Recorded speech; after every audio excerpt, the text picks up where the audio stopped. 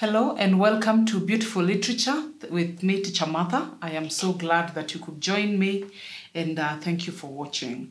Now, earlier we have been doing a general overview of paper 1, paper 2, and now we're on paper 3. And if you haven't seen that, you can just check them up on the earlier videos. You'll be able to see just a general overview. It's nothing much, and because later on we will go into the details. And now we want to have a look at paper 3. What is it that we expect to see in paper 3? Again, it's just another general overview. We'll go into the details later, and I want to begin by saying that, like earlier said, paper 1 has got 60 marks, paper 2 has got 80 marks, and now paper 3 has got 60 marks. And so when you add up all that, it comes to 200 marks. And so you cut that by 2, you divide that by 2 to get your 100% and all that. I hope that is clear. Now in paper 3, the 60 marks are divided into 3 questions, each of 20 marks. The first one is an imaginative composition and creative writing, imaginative composition. I want to hope that all of us, in whichever class you are in, you have interacted with imaginative composition. You have been doing compositions for all your life. It's only that the expectations keep rising depending on where you are. And so, but I also know that most of us teachers, I included, writing of compositions and asking students to write compositions and marking them is not a walk in the park. We don't enjoy that work very much. And so therefore, this sometimes can be left out quite a bit.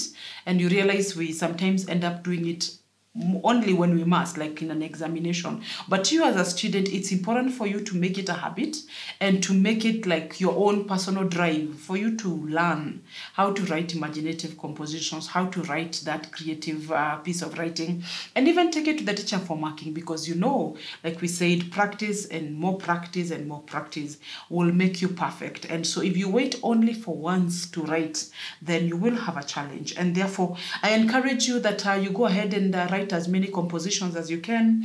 And the compositions in this question comes with options. Like, for example, you're like in the standard exam, I know sometimes when you're doing our normal internal examinations, we don't give you very many options. But in the KCSE exam, you're given a standard exam, you're given an option. You're asked to choose between this or this one. Sometimes you're given a proverb and you're supposed to write a story around that proverb. Sometimes you're given a sentence and then you're supposed to begin your story or your composition with that line, or you can be given the end of a story, the last line, and whatever story you're giving should be in line with that end of the line. Other times it could also be argumentative essay, where you're supposed to do an argument, and I want to hope that you're comfortable with doing that. If you're not, just go back to your books and have a look at it. And again, also in our WhatsApp group, that is something we'd want to do. That is something we'll be doing. And so if you haven't joined our WhatsApp group, feel welcome to join using the link that is in the description box, so that you can join and have one-on-one interaction. And again, in the comment section, just feel free to interact with us.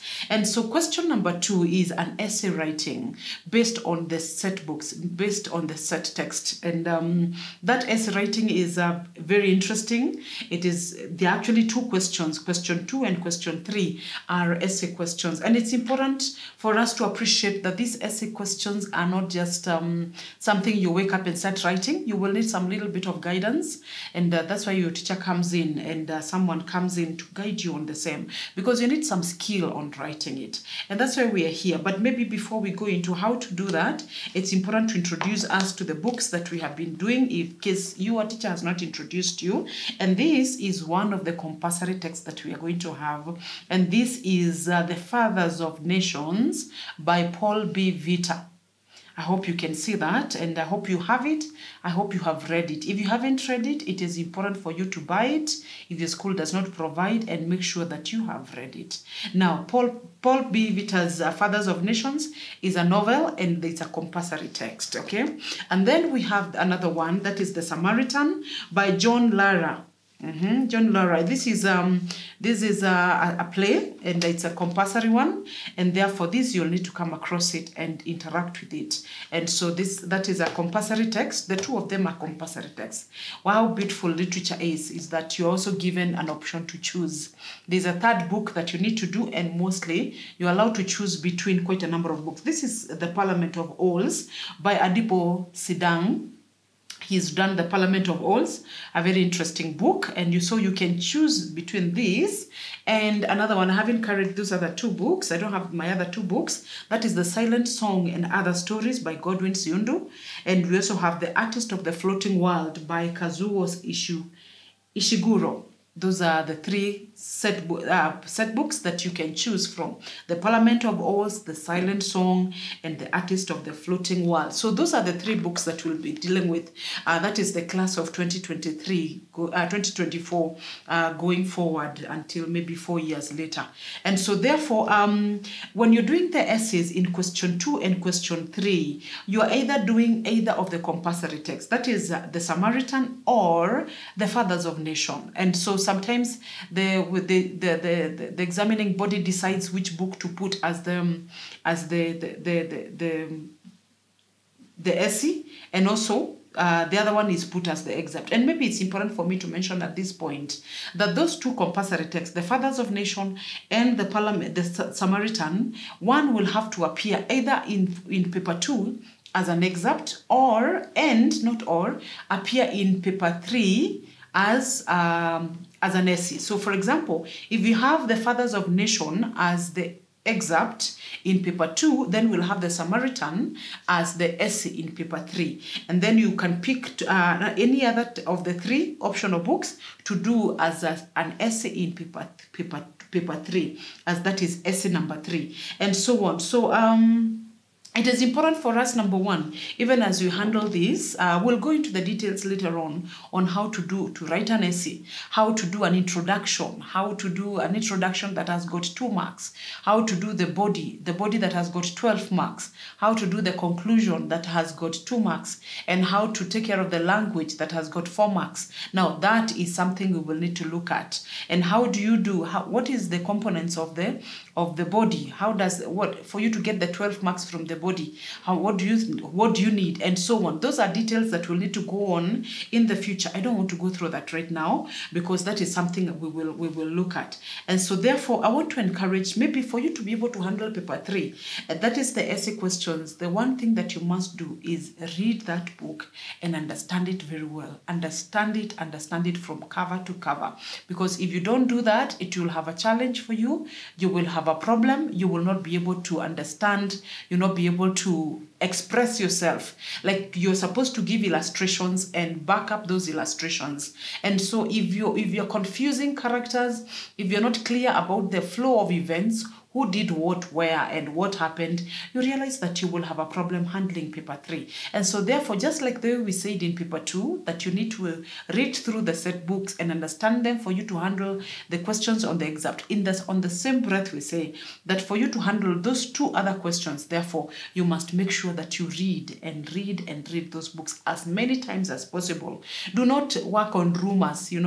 I keep telling my students that some of them are very good at collecting rumors and the gossip around the set books, because they don't want to get time and read. When you put them in discussion groups, in those discussion groups is where they collect information, and then when you ask them to make a presentation or to present something, even in writing, the issues they're telling you, they're not factual at all. Clearly, it means they haven't read anything. And therefore, I want to encourage you to make sure that whatever it takes, find a way of reading those books, because without reading them, you will actually flop in this paper 3 and also paper 2. Actually, I think it's only paper 1 that you will not need the set books. And so basically paper 3, that is it. I will not go into the details right now because that will be specially handled in the next in the next text. And so that is it with the paper 3. I hope we understand exactly what we have been talking about, and I want to stop it at that and to say that I want to hope that now you're ready even to handle all the 3 papers. And because I thought even before we indulge into the set books and looking at the fathers of nation, because that's the next thing we'll do, I wanted to be sure that all of us know what is expected of us. And so therefore, thank you very much for being with us. In the next episode, we'll be looking at the fathers of nations, and I hope that you have read the text, because in that I want us to look at the title of that book, I want us to look at the setting, and also want to look at the cover. And so before we engage into the chapter or the episodes that are involved in it. And so kindly be keen to join me in the next episode. I will be looking forward to seeing you there. Let's engage. Join the WhatsApp group if you haven't joined, and also comment on the comment section. Give us something that answers some... engage, and let's know what you think, what your views are even on this presentation. If you have any question, I'll be looking forward to hearing it from you. So thank you very much. Remember to share this with your friends and let them also benefit. I want to hope that you're benefiting. So thank you very much. See you in the next one.